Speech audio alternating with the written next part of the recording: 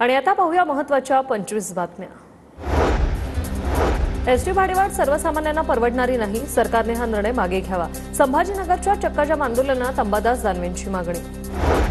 पवार गटाचं मार्कडवाडीच्या समर्थनार्थ मुंबईत आंदोलन, मार्कडवाडी गावाचा ईव्हीएमला विरोध, मतपत्रिकेवर निवडणूक घेण्याची मागणी।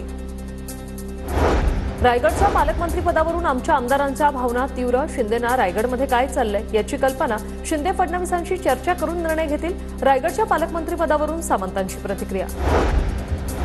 बाळासाहेबांमुळे मी एकदा आमदार दोनदा खासदार झालो, ती शिवसेना कशामुळे सोडायची? खासदार ओमराजे निंबाळकर यांच्याकडून शिंदे गटात येणाऱ्या चर्चेला पूर्णविराम।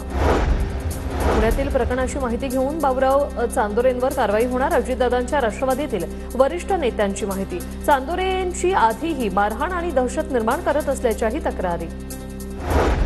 अजितदादा गटाला 24 तासांचा वेळ देऊन काय ॲक्शन घेतात पाहूया। अजितदादा गटाच्या बाबुराव चांदोरेंकडून ज्येष्ठ नागरिकाला मारहाण केल्याचा व्हिडिओ समोर आल्यानंतर सुप्रिया सुळेंची प्रतिक्रिया।